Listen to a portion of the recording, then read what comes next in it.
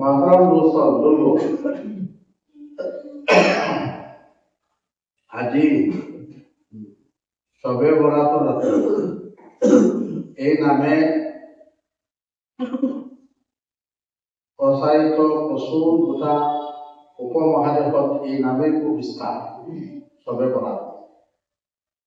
আর এই সবে বরাত লৈ এটা বিতর্ক সৃষ্টি হয়েছে। উম্মত এতিয়া কোনফালে যাব সহি রাস্তা উম্মতে বিচাৰি সেই সবে বৰাত লৈ মানুহ তিনিটা শ্ৰেণীত বিভক্ত হৈ গৈছে। এক শ্ৰেণীৰ মানুহে তেওঁলোকৰ প্ৰচাৰ এইটোৱে চলাই আছে যে সবে বৰাত বুলি কওঁতে একো বস্তুৱে নাই, অস্তিত্ববিহীন এটা শব্দ বা এটা বস্তু। না কোৰআনে কাৰিমত সবে বৰাত শব্দ আছে, না নবী কৰিম সাল্লাল্লাহু আলাইহি ওয়াসাল্লামৰ হাদিস আছে। গতিকে এয়া বৰ্জন কৰিব লাগে আৰু তেওঁলোকে নকৰেও আৰু বেদাত বুলি কয়। আন এক শ্ৰেণীৰ মানুহে এই সবে বৰাতক ইমানেই কীৰ্তি আৰু ইমানেই মূল্য দিছে যে যাক জনকথাই ইমানেই আগবাঢ়ি গৈছে যে সীমা পাৰ কৰিছে। সবে বৰাত আহিলে খুব জাক জমক, মসজিদ সজোৱা, ৰাস্তা সজোৱা বা বিভিন্ন ধৰণৰ ফেৰী যিসমূহ কৰ্ম শৰীয়তৰ দৃষ্টিত নাই সেই ধৰণৰ কৰ্মত ব্যস্ত হৈ আছে।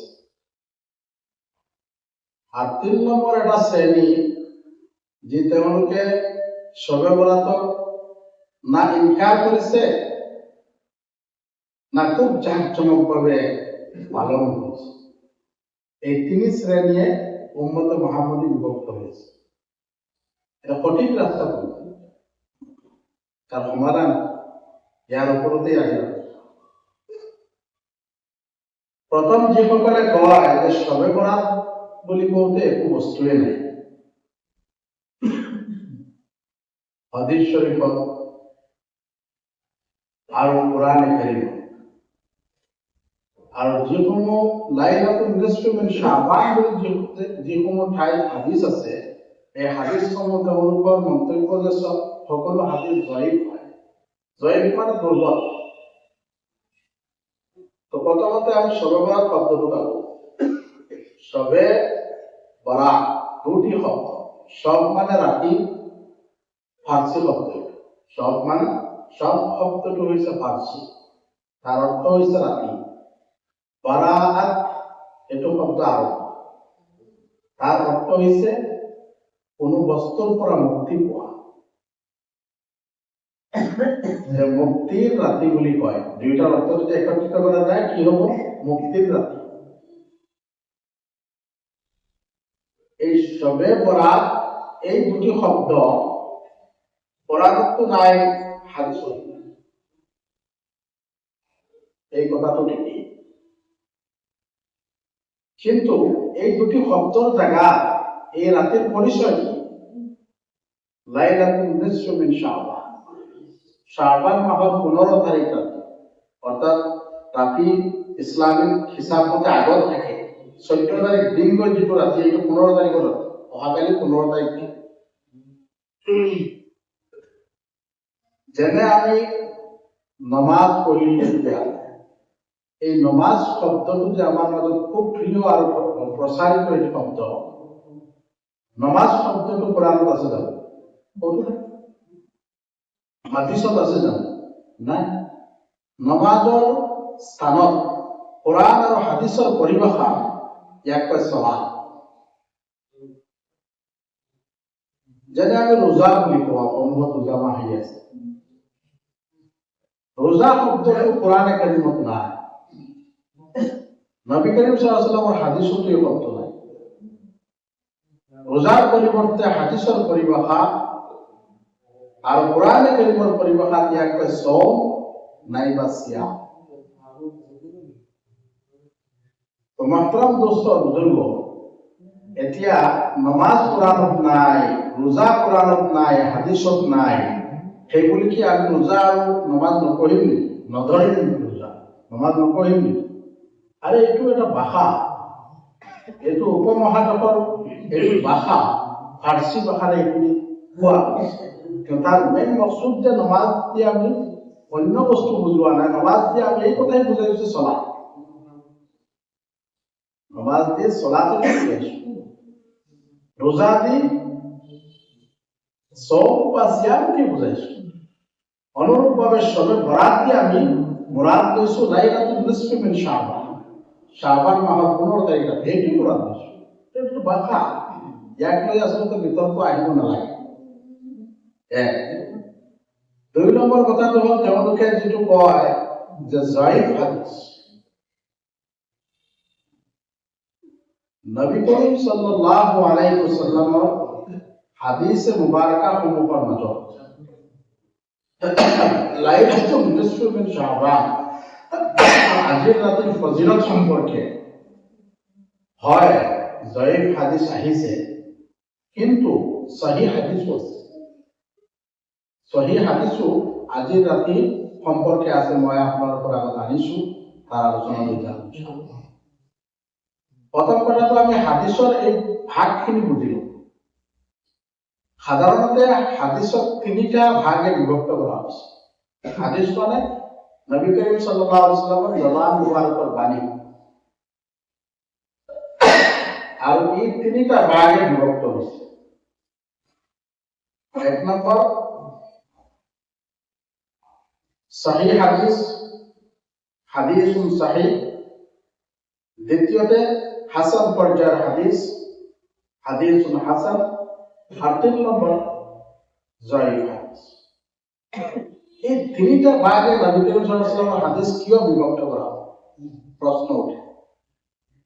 এই কারণে করা হয় নবী করিম সাল্লাল্লাহু আলাইহি ওয়াসাল্লামের বাণীসমূহ যেতিয়া পিছত এইবিলাক কিতাপ আকাৰে লিখা হৈছে, তেতিয়া এই হাদিস বৰ্ণনাকাৰী যিসকল সাহাবায়ে কেৰাম, সব সাহাবায়ে কেৰামৰ যোগ্যতাটো একে নহয়। আমি মসজিদত যিমান মানুহ আছো, আমাৰ সবৰ যোগ্যতা কি একে নেকি? সবৰ জেহেন স্মৰণ শক্তি কি একে নেকি? ভিন্ন ভিন্ন পৰ্যায়ৰ আছে। তেনেকা যাৰ আটাইতকৈ উত্তম যোগ্যতাপূৰ্ণ সাহাবী, তেওঁলোকৰ হাদিস যিসমূহ একত্ৰিত কৰা হৈছে, এই হাদিসসমূহকে কোৱা হয় হাদিসুন সহিহ। তাতকৈ অলপ তলত মধ্যম যোগ্যতাপূৰ্ণ ব্যক্তিসকলৰ, সাহাবায়ে কেৰামসকলৰ জৰিয়তে যিসমূহ হাদিস একত্ৰিত কৰা হৈছে, এই হাদিসক কোৱা হয় হাদিসুন হাসান, মধ্যম পৰ্যায়। আৰু 3 নম্বৰে নিম্ন পৰ্যায়ৰ যিসকল সাহাবায়ে কেৰাম, জেহেন শক্তি কমজোৰ, জয়ীফ, এওঁলোকৰ জৰিয়তে যিসমূহ হাদিস একত্ৰিত কৰা হৈছে, এই হাদিসক হাদিসুন জাৰীফ বুলি কোৱা হয়, দুৰ্বল হাদিস। এটা তিনিটা ভাগ যদি আমি একত্ৰিত কৰো, তিনিটা ভাগেই নবী কৰিম সাল্লাল্লাহু আলাইহি ওয়াসাল্লামৰ পৰা আহিছে। বাস ৰাৱীৰ কাৰণে, বৰ্ণনাকাৰীৰ কাৰণে কোনো হাদিসে হাসান পৰ্যায় পাইছে, কোনো হাদিসে সহিহ পৰ্যায় পাইছে, কোনো হাদিসে জয়ীফ পৰ্যায় পাইছে। এটা যিসকলে কয় আমি নবী করিম সাল্লাল্লাহু আলাইহি ওয়াসাল্লাম এই জয়ীফ হাদিসসমূহ আমি নামানো, মই ভাবো তেওঁলোক ভুল ৰাস্তাত পথিত হৈ আছে। জয়ীফ হাদিসটোতো নবুজে, হাসান হাদিসটোতো নবুজে। আচ্ছা, আমাৰ নবীজি সাল্লাল্লাহু আলাইহি ওয়াসাল্লামৰ কোনো এটা কথা, কোনো এটা শব্দ দুৰ্বল নেকি? কোনো কথাটো দুৰ্বল নহয়, সকলো কথাইতো শক্তিশালী। ৰাৱীৰ কাৰণে এই কথাসমূহে দুৰ্বলতা লাভ কৰিছে, হাসান পৰ্যায় লাভ কৰিছে, সহিহ পৰ্যায় লাভ কৰিছে। এতিয়া যদি কোৱা হয় যে আপুনি আপোনাৰ আব্বাজানক আব্বাজান বুলি মাতে, এতিয়া আব্বাজান বুঢ়া হৈ গ'ল, দুৰ্বল হৈ গ'ল, শাৰীৰিক অসুস্থতা, দুৰ্বলতা দেখা দিছিলে, এতিয়া ক'ব নি বোলে মোৰ আব্বাজান দুৰ্বল হৈ গ'ল, এতিয়া আব্বা বুলি নামাতো? তেতিয়াতো ক'ব বোলে না, মোৰ আব্বা দুৰ্বল হওক, শক্তিশালী হওক, মোৰ বা মোৰ আব্বা হয়, চাই দুৰ্বল হওক চাই শক্তিশালী হওক, মোৰ বাবা হয়। এই ভাবাৰ কথাই মোৰ কথা মানা। তো সেইকাৰণে মই ক'ব বিচাৰোঁ মহতৰম দোস্ত বুজুৰ্গ, হাদিছ সহিহ হওক বা হাসান হওক বা জয়ীফ হওক, আমাৰ নবী কৰীম সাল্লাল্লাহু আলাইহি ওয়াসাল্লামৰ বাণী আমি সকলোকে নতমকে মানিব। 3 নম্বৰ কথাটো হ'ল যে জয়ীফ হাদিছ যিমান মুহাদ্দিছিনে কেৰামসকল গৈছে, এই সকলো মুহাদ্দিছিনে কেৰামসকলৰ দৃষ্টিত জয়ীফ হাদিছ ফজিলতৰ ক্ষেত্ৰত গ্ৰহণযোগ্য, ফজিলতৰ ক্ষেত্ৰত গ্ৰহণযোগ্য। এতিয়া আমি এই 3 কিসিম হাদিসে কোন কোন শ্রেণী বা স্থিতি লাভ করে ফায়সালা কি দিয়ে।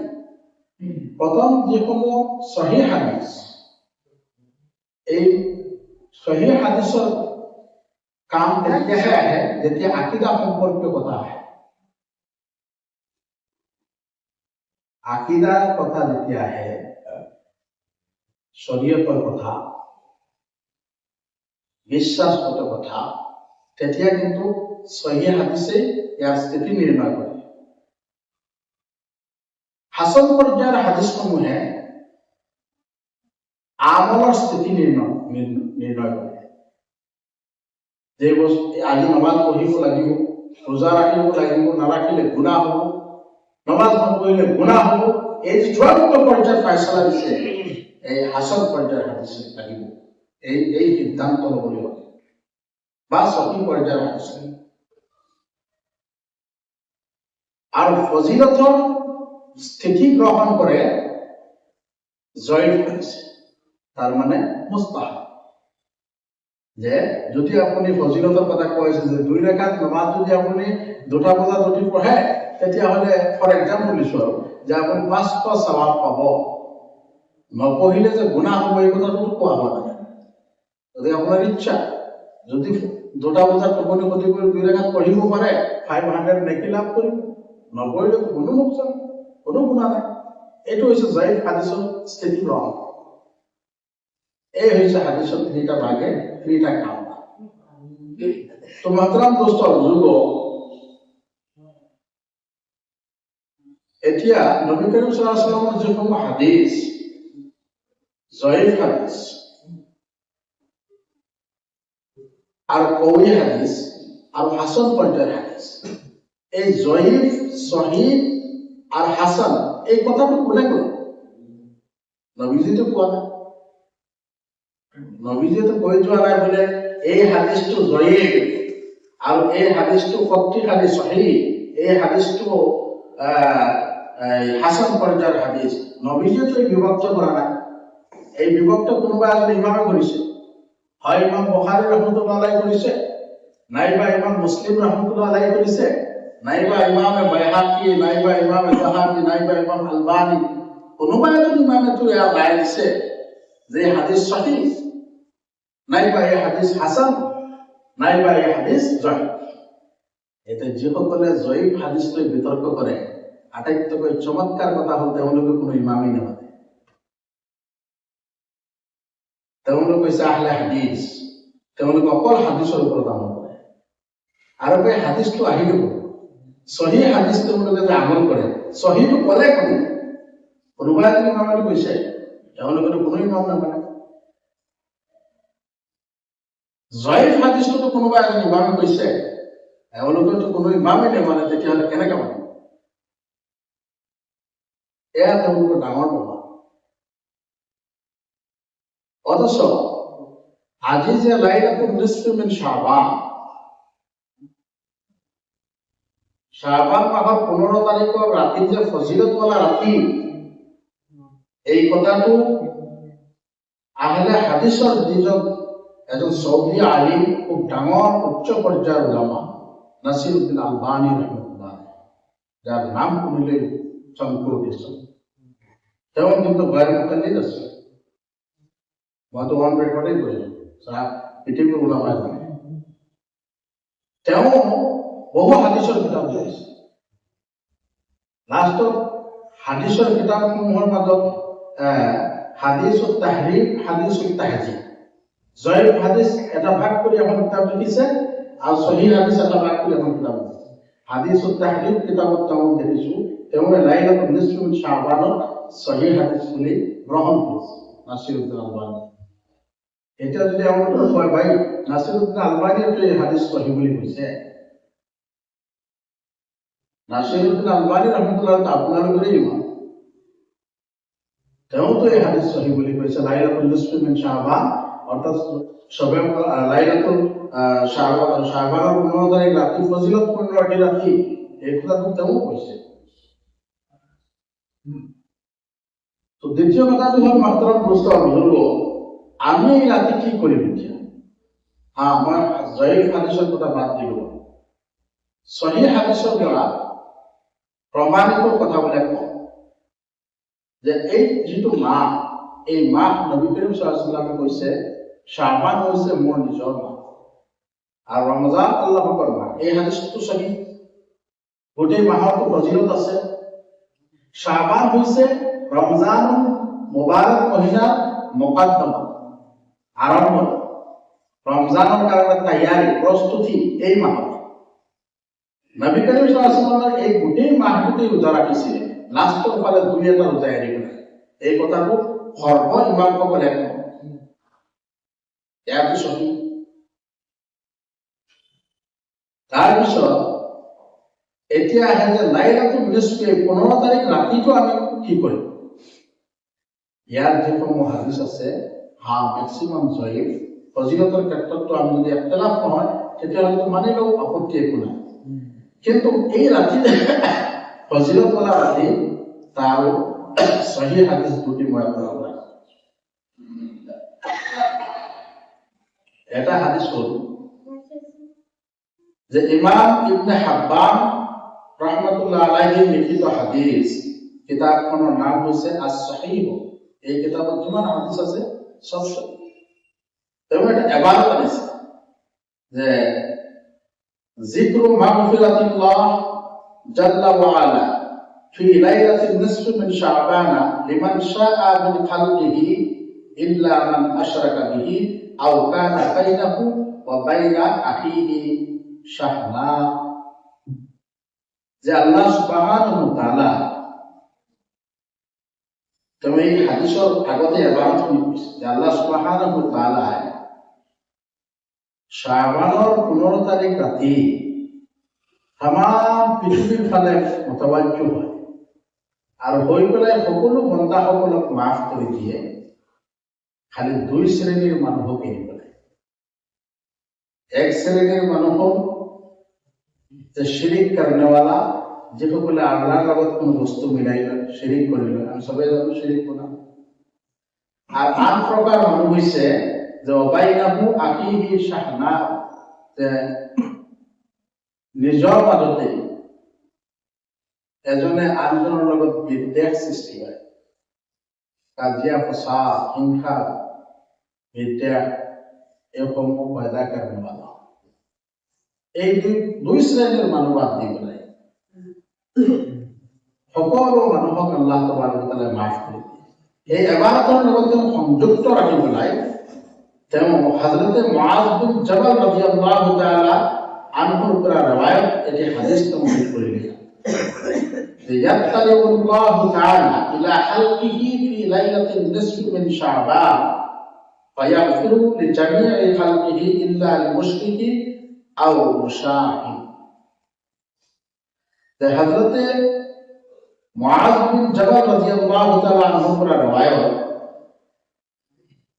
যে আল্লাহ তাবারক ওয়া তাআলা 15 তারিখ শাবানের রাতি ইলা খালকিহি ফি লাইলাতিন নিছফি মিন শাবান, 15 তারিখ শাবান মাসের 15 তারিখ রাতি আল্লাহ তাবারক ওয়া তাআলা পৃথিবীর সৃষ্টি জগতের ফালে মুতাওয়াজ্জহ হই পেলাই ফায়াগফিরু লিজামি'i খালকিহি, সৃষ্টি জগতের সকলকে মাফ করে দিয়ে ইল্লা লিল-মুশরিকি আও মুশাহিদ, দুই শ্রেণীর মানুষ বাদ দিয়ে পেলাই। এক শ্রেণী শিরিক করনেওয়ালা আর আরেক শ্রেণী বিদ্বেষ সৃষ্টিকারী। এই হাদিস সহিহ হাদিস। এই হাদিসের উপর ইমাম জাহাবী রহমতুল্লাহ আলাইহি ইমাম বাইহাকি ৰহমতুল্লাহ আলাইহি আৰু ডাঙৰ ডাঙৰ প্ৰমুখ ইমামসকলৰ নেতৃত্বত এই হাদিছ বিভিন্ন স্থানত ফিট কৰা হৈছে আৰু সবে সহি কৰা হৈছে। 2 নম্বৰ সহি হাদিছটো মই আনিছোঁ আপোনালোকৰ আগত। 86টাৰ যি 6খন কিতাপ আমি কওঁ দেওৰাতুল হাদিছত পঢ়োৱা হয়, তাৰ মাজত যিখন মুছনাদে আহমদ হাদিছ, এই হাদিছখনৰ লিখিত মুছন্নিফ হৈছে হযৰতে ইমাম আহমদ হাম্বল ৰহমতুল্লাহ। যে 4জন ইমাম যে তাৰ মধ্যে হাম্বলী তৰিকতৰ ইমাম। তো ইমাম আহমদ হাম্বল ৰহমতুল্লাহ আলাইহি লিখিত হাদিস মুসনাদে আহমদত আনা হয়েছে। এই হাদিসৰ সিৰিয়াল নম্বৰ হয়েছে 6642 নম্বৰ। আৰ একই হাদিস এই উপৰেৰ যে হাদিস মই আপোনালোকৰ আগত পঢ়িলো, সেম ৰাও মুআজ বিন জবাল ৰাদিয়াল্লাহু তাআলা আনহু পৰা এই হাদিসে রওয়ায়াত হয়েছে।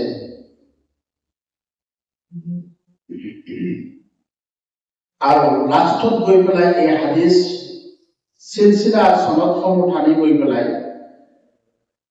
আন আব্দুল্লাহ বিন ওমর রাদিয়াল্লাহু তাআলা আনহু পৰা বর্ণিত করা হয়েছে যে আন্না রাসূলুল্লাহ সাল্লাল্লাহু আলাইহি ওয়াসাল্লাম قال يطلع الله عز وجل الى خلقه ليله النصف من شعبان فيغفر لعباده الا لاثنين মুশাহিদ ওয়াকাতিল নফস।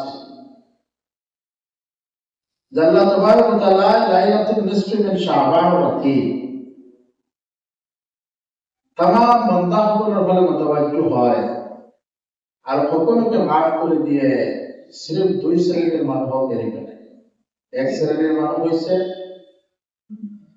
যে বিদ্যা পোষণকারী, আর আরেক শ্রেণীর মানুষ হইছে ফাতিল ফাতালকারী। এই হাদিসত ফাতিল শব্দ রয়েছে। তো এই দুইটা হাদিসকে ইমাম তিবরানী রহমতুল্লাহ আলাইহি তেওঁৰ নিজৰ লিখিত যিখন কিতাপ মাৰিফুল মাআজিবুল কবিৰ ইয়াত সহি বুলি তেওঁ কৈছে। আৰু মুসনাদে আহমদ 66টাৰ 6 কিতাপৰ এক কিতাপ ইয়াত এই হাদিস নম্বৰ যে 6642 সহি সহি হাদিস কোনো কথা। আমি এই দুটি হাদিসের দ্বারা কি বুঝব যে লাইলাতুল নিসফি মিন শাবান যে আজির রাত ফজিলত ওয়ালা ইমানখিনি বুঝিব প্ৰথমতে যে আজিৰ ৰাতিটো ফজিলত আছে, কিবা না কিবা ফজিলত আছে। তো ফজিলতপূৰ্ণ ৰাতিত আমি ইবাদত কৰিব লাগে। এতিয়া ইবাদতৰ তৰিকা কি এয়া আহিব বিস্তাৰ যে ফজিলতপূৰ্ণ ৰাতিতে ইবাদত কৰিবই লাগিব বা নকৰিলে গুনাহ হ'ব। গুনাহ কথাটো কোৱা হয় ইচ্ছা অৰ্থাৎ মুস্তাহাব। কোনোবাই যদি কৰে ভাল কথা, নহলে গোটেই মাহটোই ফজিলত। আমি এই ৰাতি বিশেষকৈ সবে বৰাত বুলি কওঁতে বা ইয়াতে আৰম্ভতে কয় আপোনাৰ লাইলাতুল বাৰাত, যে এই নামটো উচ্চাৰণ কৰি পেলাই কোনো ইবাদত নাই, এই কথাটো স্পষ্ট নহয়।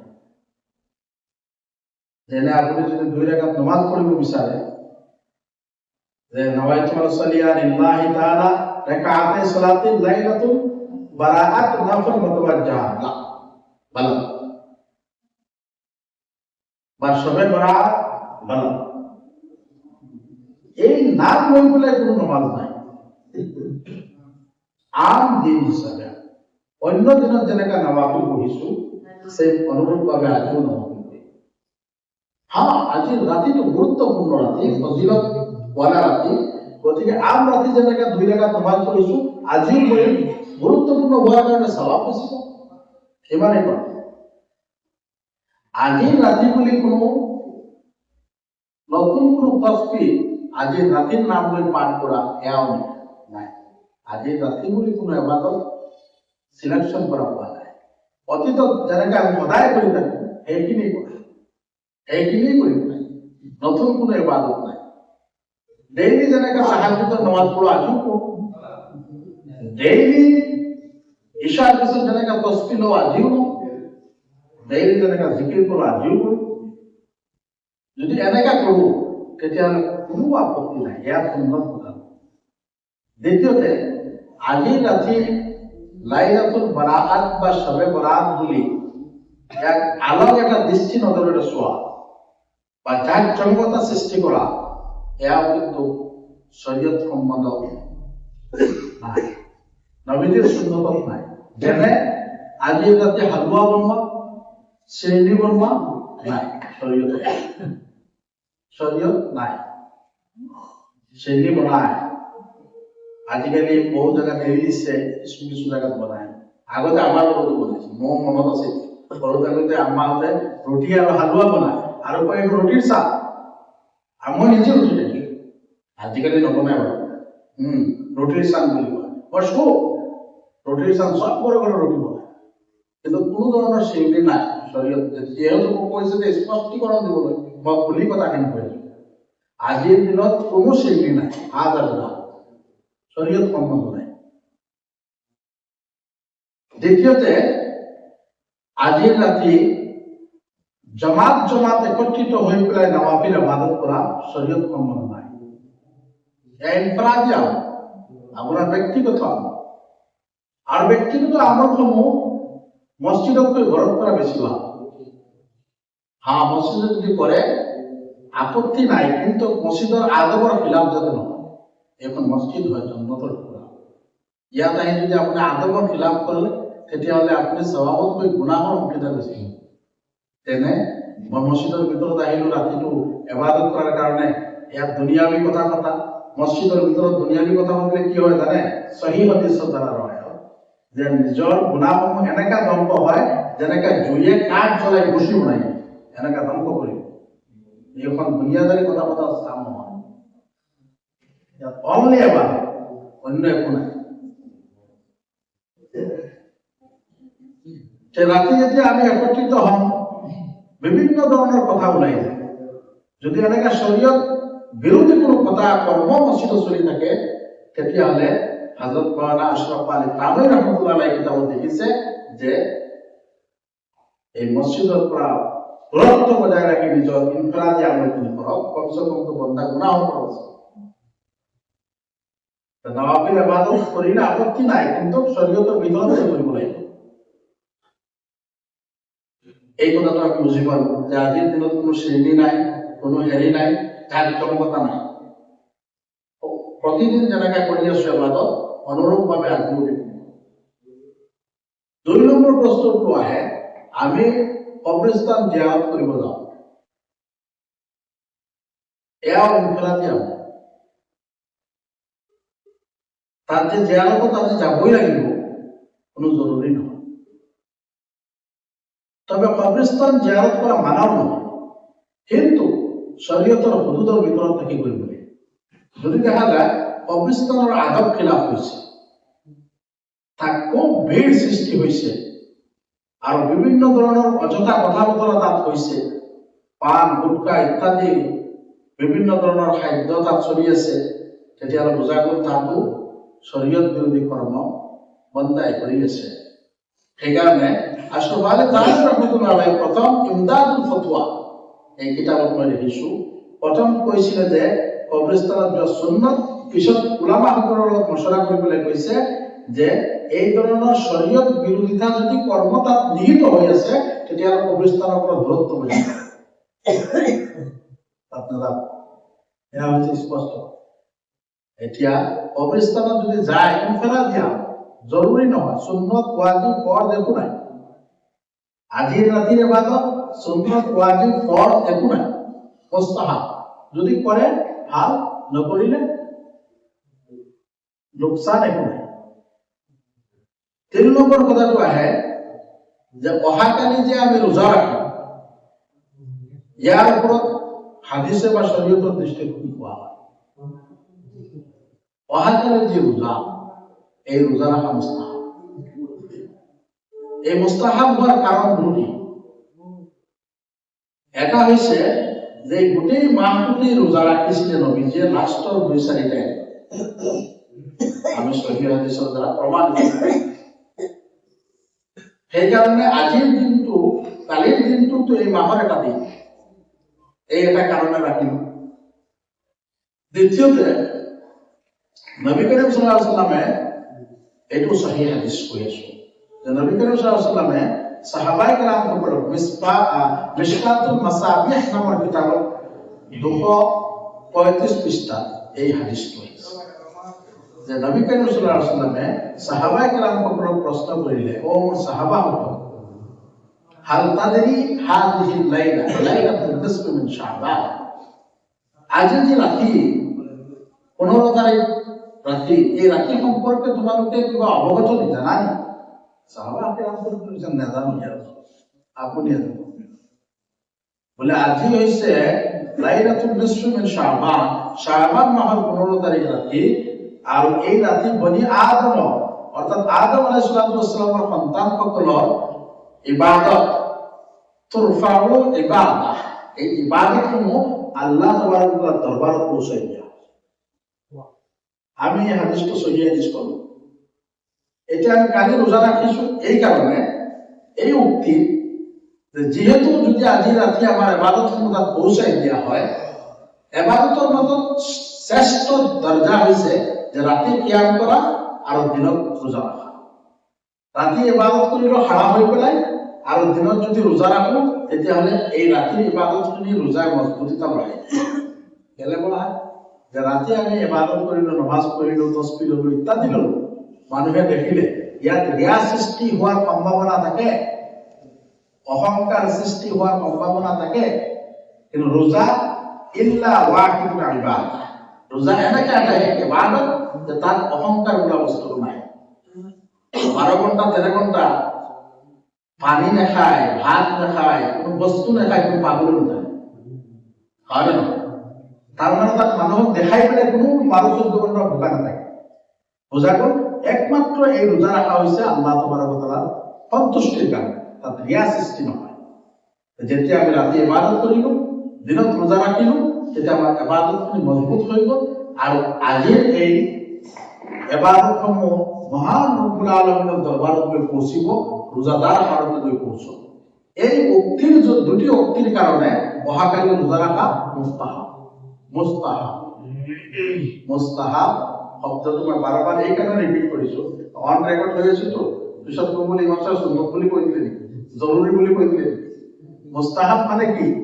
মুস্তাহাব মানে আপনার ইচ্ছা, আপনি যদি করে সওয়াব পাবো, নকরিলে একো লোকসান নাই। কোনোবাই আপনার ফোর্স কৰা নাই রাখো, আপনার ইচ্ছা, মন গৈছে রাখো, মন নগলে নাই, আপত্তি একো। এয়া হৈছে রোজার অবস্থা। তোমার দোস্তৰ বুজুৰ্গ, আমি এতিয়া আজি ৰাতিৰ ইবাদতৰ কথা গম পালো, কবৰস্থানত যোৱাৰ কথা গম পালো, রোজা রাখার কথা গম পালো। যিসকলে জয়ীফ হাদিস বুলি কয়, মই জয়ীফ হাদিস এটাও কোৱা, জয়ীফ হাদিসতো প্ৰচুৰ স্বভাব আছে, বাৰু এইখিনি বাদ দিম, সমাধানৰ ক্ষেত্ৰৰ ফালে গৈ আছো যে আমি সহিহ হাদিসৰ দ্বাৰা কি গম পাম যে আজি ৰাতিটো ফজিলতপূৰ্ণ ৰাতি। এই ফজিলতপূর্ণ রাতি আপনার যদি ইচ্ছা আপনি ফজিলত পাব, ইচ্ছা নহলে আপনি শুই থাকুন, আপত্তি তো একো নাই। ইয়ালৈ কাজিয়া করা কি দরকার আছে? উম্মতক বিভ্রান্ত রাস্তা দেওয়ার কি দরকার আছে? ইয়ার পরে একেবারে ইনকার করে যাওয়ার কি দরকার আছে? যেহেতু ফজিলত বর্ণিত আছে, তাহলে উম্মতক কম বুঝাই বলে ভাই এই এই রাতিটো এইটো নকৰিবা, এইটো নকৰিবা, বাকি তুমি ইচ্ছা অনুযায়ী আমল কৰা। উম্মতে সিধা ৰাস্তা পাবে। উম্মতক এই বিভিন্ন ধৰণৰ শৰীয়ত বিৰোধী কৰ্মৰ পৰা বচাবলৈ আপুনি যে একেবাৰে বাধ্য কৰি দি আছে, এইটো উম্মতৰ কাৰণে ভাল মেছেজ যোৱা নাই। উম্মতক সহি ৰাস্তা দলাইলৰ সৈতে লগাব। এনে মুখেৰে কথা কোৱাটো সহজ কথা, দলাইলৰ সৈতে কথা কোৱাটো কঠিন। গতিকে মহাত্মা দোস্তৰ বুজুৰ্গ, আজিৰ ৰাতিটো ফজিলতপূৰ্ণ যে ৰাতি, এই কথা আমি সহি হাদিসৰ দ্বাৰা প্ৰমাণ পাম। কিন্তু এই বুলি এইটোও নহয় যে আজিৰ ৰাতি ইবাদত লাজিম কৰিবই লাগিব। আপোনাৰ ইচ্ছা, মুস্তাহাব ইবাদত, সকলো প্ৰকাৰৰ ইবাদত, চাই নমাজ হোক, ৰোজা হোক, আপোনাৰ তসবিহাত হোক, সকলো শ্ৰেণীৰ সকলো প্ৰকাৰৰ ইবাদত কৰিছে মুস্তাহাব আপোনাৰ ইচ্ছা হৈছে খুব চমুকৈ এই কথাখিনি মই ইয়াত বৰ্ণনা কৰিম ইয়াৰ ভিতৰত আপোনালোকক আৰু এক্সট্ৰাভাৱে কিবা জানিবলগীয়া আছে যদি তাকে প্ৰশ্ন কৰিব সৰ্ববৰাত সম্পৰ্কে যদি আৰু কিবা সন্দেহ থাকে জানিবলগীয়া আছে প্ৰশ্ন কৰিব এতিয়া যদি আমি মানে মানুহৰ ইচ্ছা ওপৰত এৰি দিছোঁ ইচ্ছা যদি আমাৰ সমাজৰ কিছুমান মানুহে যদি এৰি দিয়ে কি হ'ব ইচ্ছা এইটো ইচ্ছা এখতিয়াৰ এতিয়া যদি আমি এখতিয়াৰ মোৰ যে মই যদি নমাজ পঢ়ো আজি সৱাব পাম নপঢ়িলে মই এখন দোকান খুলিলোঁ মই দোকানখন অপেন কৰিলে বিক্ৰী হ'ব ফাইদা হ'ব অপেন নকৰিলে মোৰ দোকান নচলিব গতিকে আজি ৰাতি ইবাদত কৰিলে সৱাব পাম মোৰ আখিৰাতৰ বেংকত জমা হ'ব নেকিবিলাক আহিছে নকৰিলে মই বিচৰা নাই মোৰ বেংকত জমা হ'ব পাৰিব ইচ্ছা বাই ফ'ৰ্চ নাই জামাতৰ কথা মই জামাতৰে 90% মানুহে ক'লে বোলে এইটো ইচ্ছা কথা মই ধৰা নাই কি হ'ব তেওঁৰ ইচ্ছা তেওঁ যদি আল্লাহৰ প্ৰতি ইমান ৰাখিছে আৰু ভয় লাগিছে জাহান্নাম সত্য বুলি ভাবিছে জন্নতৰ আশাবাদী যদি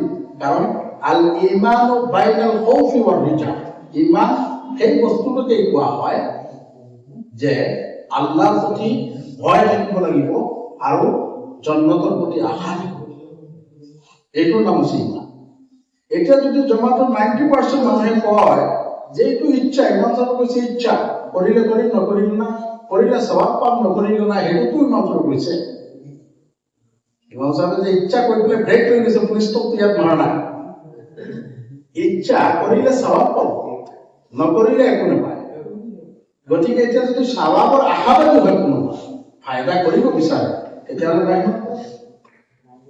আৰু যদি সৱাব নালাগে বুলি কয় মেহনত এৰি দিয়ে তেওঁৰ কথা এইটো হৈছে এনচাৰ সংক্ষিপ্ত এনচাৰ নামাজ পঢ়িব ছয়বাৰ বুলি যদি নফল নামাজটো পঢ়ে ছয়বাৰ যদি উল্লেখ কৰে তেতিয়াহ'লে গুনাহ হ'ব নেকি সবে বৰাত বুলি যদি উল্লেখ কৰে তেতিয়াহ'লে এই গুনাহত পৰিণত এই কাৰণে হ'ব যে সবে বৰাত বুলি কোনো নামাজ নাই এইটো শৰীয়তৰ বিৰোধী এটা নামাজ পঢ়িলে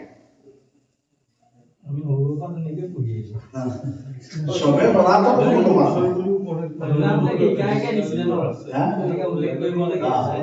সবে বৰাতৰ কোনো নমাজ নাই নমাজ হৈছে ফজৰৰ নমাজ জোহৰৰ নমাজ আসৰৰ নমাজ মাগৰিবৰ নমাজ আৰু ইশাৰ নমাজ তাৰপিছত ইশৰাকৰ নমাজ চাষ্টৰ নমাজ জাৱানৰ নমাজ আউৱাবিনৰ নমাজ সলাতুল হাজতৰ নমাজ এই যে অসমমান হোৱা ক'লো এইসমূহত এই নাম ল'ব পাৰিব বাকী আৰু নাই তাহাজ্জুদৰ নমাজ তাহাজ্জুদ নাম ল'ব পাৰিব আৰু বাকী লাইলাতুল কদৰৰ নমাজ লাইলাতুল বৰাতৰ নমাজ শবে বৰাতৰ নমাজ এইটোৰ নমাজ শবে কদৰৰ নমাজ নাই যেনেকে সূৰ্যগ্ৰহণ লাগিলে তাৰ নমাজ আছে সলাতুল কুসুফ চন্দ্ৰগ্ৰহণ লাগিলে লাইলাতুল কদৰৰ ব্যক্তিগত নমাজ নফল নফল নফল নমাজ বুলি কওঁতে ফজৰ জোহৰ আসৰ পাঁচত আকৌ এবাৰ নমাজ কোন কোন শব্দত নমাজ লগাব নমাজ কোন কোন শব্দত নমাজত এই অৰ্থৰ নাম ল'ব মই আকৌ এবাৰ কোন কোন শব্দত কোন নমাজ পঢ়োতে সেই শব্দৰ নাম ল'ব মই ৰিপিট কৰিছো পাঁচ শব্দৰ নমাজত পাঁচটি নাম আমি জানো ফজৰ জোহৰ আসৰ মাগৰিব ইশা তাৰপিছত ইশৰাকৰ নমাজ চাষ্টৰ নমাজ জাৱানৰ নমাজ আউৱাবিনৰ নমাজ সলাতুল হাজত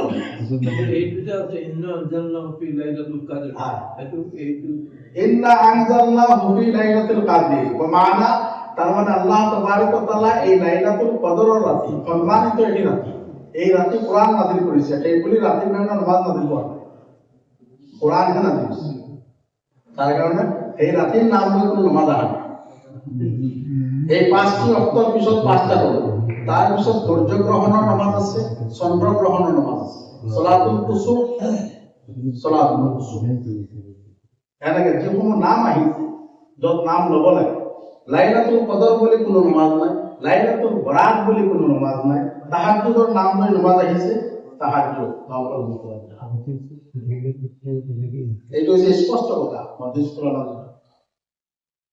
এতিয়া আপোনালোকে যিটো প্ৰশ্ন কৰিছে এইটো মই ৰেকৰ্ডত কৰিছোঁ, তাতে অসমৰ মানুহে শুনক। আপোনালোকে কৈছে নহয় লাইভতো চবে পঢ়াত মই নকবা হা, খালি আপোনালোকৰ প্ৰশ্ন নহয়, ময়ো কৰি থাকোঁতে আমাৰ তাত কৈছে জনাবলৈ কৈছে, শুনিছোঁ। এটা কি ক'ব, মই এটা কথা ক'লো নহয়, মুখেৰে কথা কোৱা এটা সাধাৰণ কথা, দলাইৰ সৈতে কথা ক'লে দলাইৰ সৈতে কথা ক'লে ষ্টাডি লাগিব, কিতাপত সময় দিব লাগিব, যোগ্যতা লাগিব। মই সেইবুলি কোৱা নাই যে তেওঁলোক অযোগ্য আছিল, তেওঁলোকে কোন ভিত্তিত ক'লে, কোন দলিল পালে। চৌদি আৰবত নপঢ়ে, চৌদি আৰবত পঢ়ে, নপঢ়ে বুলি নহয়। মই চৌদি আৰবত 12 বছৰ থাকি আহিছোঁ। চৌদি আৰবৰ মানুহে পঢ়ে, ৰোজা পঢ়ে, কিন্তু এনেকে আমাৰ নিচিনা ঠাক জমক নহয়। এই যে মই ক'লো তেওঁলোকে আজি ৰাতি নকল কৰিব, সদায় তেনেকে পঢ়ে, সদায় নকল কৰি আছে নহয়, আজিও কৰিব নহয়। ফজিলত পালা ৰাতি মানে তেওঁলোকে পিছদিনাখন চাব ৰোজাও ৰাখিছে মানে। কিন্তু আমাৰ নিচিনা এনেকা সমূহীয়ভাৱে মছজিদত গৈ পেলাই ভিৰ নকৰে সেইদিনাখন। যেনে আজি আমাৰ অন্য দিনত এশাৰ নমাজত আহে মানুহ 20জন, আজি আহিছে 100জন, তাৰমানে স্পেচিয়েল ডে বুলি ভাবি দিছোঁ। এই কথাটো চৌদি নহয়, তেওঁলোকৰ কাৰণে প্ৰতিদিন স্পেচিয়েল। এইটো সহায় কৰিব। এই যে মানুহে কয় নপঢ়ে, এইটো ভুল মেছেজ। কিছুমানে আহি পেলাই ক'ব চৌদিত গৈ পেলাই চৌদি আৰবৰ মানে সুন্নত নপঢ়ে। চৌদি আৰব মানে 100% সুন্নত প্লাছ নৱাফিল পঢ়ে, মছজিদত পঢ়ে। তেওঁলোকে নবীজিৰ সেই হাদিছ ফলো কৰে। মছজিদ ফৰজৰ জেগা, সুন্নত ঘৰত গৈ সুন্নত কৰে। এই ভিতৰুৱা কথাবিলাক নাজানে বুলি ভুল মেছেজ পেলাই দিয়ে। চৌদি আৰবৰ মানে ঘৰৰ পৰা উজু কৰি সুন্নত পঢ়ি আহিব উচিত, ফৰ্জ কৰিব, টচ কৰিব, আকৌ যাবগৈ। তাৰ ঘৰত প্ৰতিটো আৰবীৰ ঘৰত মই দেখিছোঁ, নিশ্চয়কৈ দেখি আহিছোঁ, প্ৰতি আৰবীৰ ঘৰত এটা এটা কোটা মছজিদ আছে। তেওঁলোকে মছজিদ বনাই থাকে ঘৰতে আৰু উজু কৰে, উজু কৰি পেলাই তাত সুবিধা চব আছে। নমাজ সুন্নত পঢ়িব, ফৰ্জটো আহি মছজিদত পঢ়ে, ফৰ্জ কৰি গুচি যায় ঘৰত গৈ সুন্নত পঢ়ে। আৰু আমাৰ মানুহে এদিন দেখা পালে নহয়, আহি পেলাই গৈ যে আৰবীকেইটা সুন্নত নপঢ়ে, এই নপঢ়ে, এই ভুল মেছেজ। কিন্তু তেওঁলোকে পাক্কা সুন্নত পালন, পাক্কা নৱাফিল পালন মছজিদত। আমি এতিয়া আমাৰ ঘৰবিলাকত এনেকুৱা সুবিধা নাই, সেইকাৰণে মছজিদত পঢ়ি দিছোঁ, আপত্তি একো নাই মছজিদত পঢ়িব। নবীজে কৈছে ঘৰখন কবৰিস্তান নবনাবা। নবীজে হাদিছ সহি হাদিছ যে তোমালোকৰ ঘৰখন কবৰিস্তান নবনাবা। তাৰ মিনিং কবৰিস্তান মানে কবৰিস্তানত কোনো ইবাদত নহয়। কবৰত ইবাদত আছে, কবৰৰ ইবাদত নাই, কবৰৰ ইবাদত নাই। সেইকাৰণে ঘৰ কবৰৰ নিচিনা নবনাবা, তাত ইবাদতৰ ব্যৱস্থা নকৰা। সেইকাৰণে তেওঁলোকে সুন্নত নৱাফিল নমাজখন ঘৰত গৈ পঢ়ে। আৰু ৰাতি 2টা বজালৈকে চবে বৰাতৰ নমাজ পঢ়িবলৈ যুৱকসকলে কয়, তাত কোনো দলিল নাই। বিনা দলিলত হাৱাত কথাটো এৰি দিছে, ফিট হ'লে হৈব, নহ'লে নাই। 2টা বজালৈকে পঢ়ক, কোনো হাদিছত কোৱা হোৱা নাই, কোনো কোৰাণত কোৱা হোৱা নাই। আপোনাৰ ইচ্ছা, আপোনাৰ ইচ্ছা। 4 ৰাকাত পঢ়ি যাওকগৈ, 12 ৰাকাত পঢ়ক, তাহাজ্জুদৰ নমাজৰ লগতে এড কৰি পঢ়ক, আপোনাৰ ইচ্ছা। তাত কোনো ৰাকাত মুতায়্যন নাই, ইমান ৰাকাত পঢ়িব লাগিব। বা আগতে আমি সৰুতে এইটোও শুনিছোঁ যে প্ৰথম ৰাকাতত সূৰা ইন্না আনজালনাহু পঢ়িবা, দ্বিতীয় ৰাকাতত কুল হুৱাল্লাহ 3 বাৰ পঢ়িবা। আপোনালোকে শুনিছে নেকি? মই শুনিছোঁ, আমাৰ ইমাম সাহেব কৈছে। আমাৰ ইমাম সাহেব কৈছে, মই পঢ়িছোঁ, কিন্তু কোনো দলিল নাই। দলিল বিহীন কথা, দলিল বিহীন কথা। ৰেকৰ্ডত কৈছোঁ, পঢ়িব পাৰে নোৱাৰে। ইন্না আনজালনাহ কুল হুৱাল্লাহ পঢ়ক, কিন্তু যে ইন্না আনজালনাহ কুল হুৱাল্লাহ দিয়ে যে পঢ়িব লাগিব তাৰ কোনো নিশ্চয়তা নাই, জৰুৰী নাই। কিন্তু পঢ়িব পাৰে, আপত্তি নাই। ইন্না আনজালনাহ কুৰাণৰ এটি সূৰা, সূৰা ইখলাছ কুৰাণৰ এটি সূৰা, পঢ়ক, আপত্তিটো একো নাই। কিন্তু স্পেচিয়েল ভাৱে শিকাই দিয়ে যে চবে পঢ়াটো নমাজ এই 2টি সূৰা দি পঢ়িব, এই কথাটো মোৰ ইচ্ছা। ইন্না আনজালনাহ দি পঢ়ো, তাকাসুৰ দি পঢ়ো, সূৰা দুহা দি পঢ়ো, মোৰ ইচ্ছা। আপুনি যিকোনো সূৰা দি পঢ়িব পাৰে। এতিয়া প্ৰশ্ন হয় এনেকে চলি আহিলে, আমি কিমান দিনে কৈ আছো যুগ যুগৰ পৰা পঢ়ি আহিছো, চব ভুলেই হ'ল।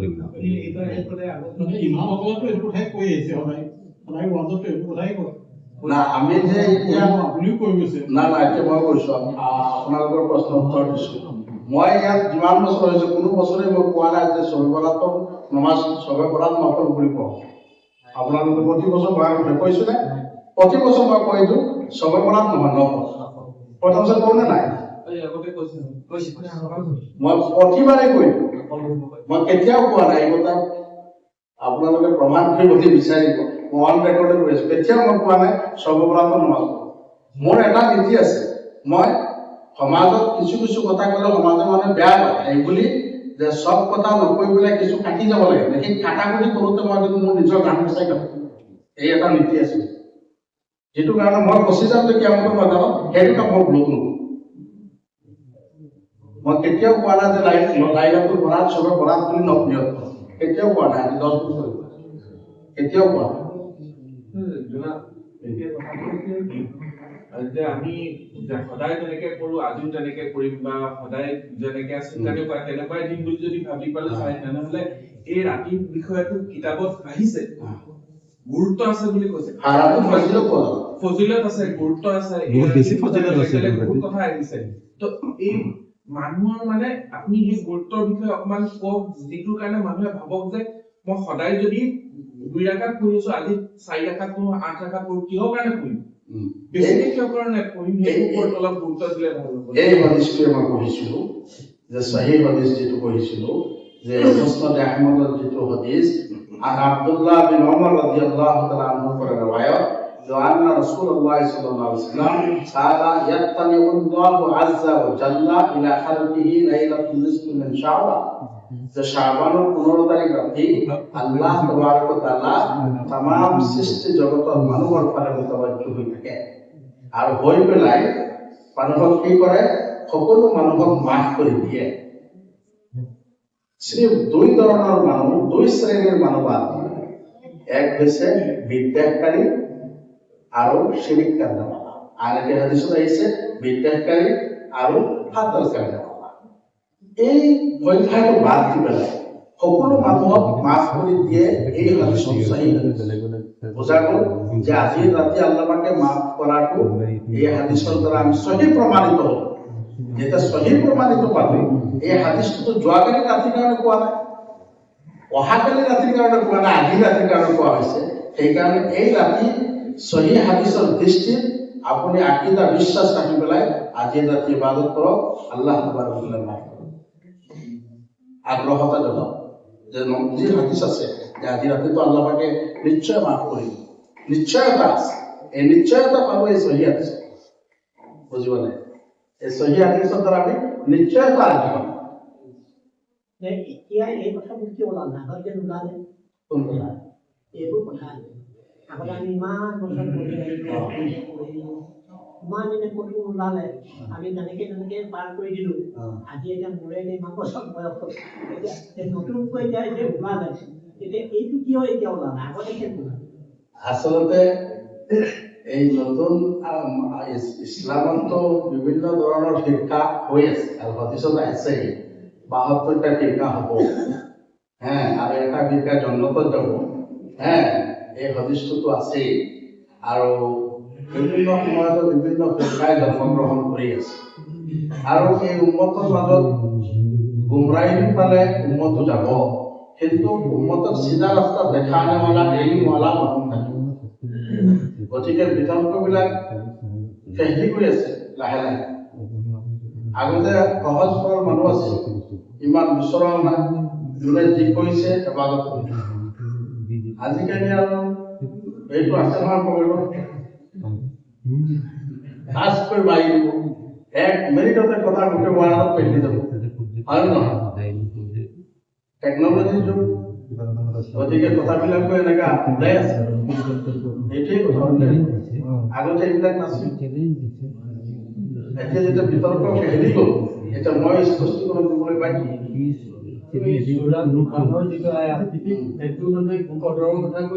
লাইলাতুল মুবাৰাক ঠিক ৰাইট কথা এই কথাটো আজি ৰাতি নহয় এইটো কদৰৰ ৰাতি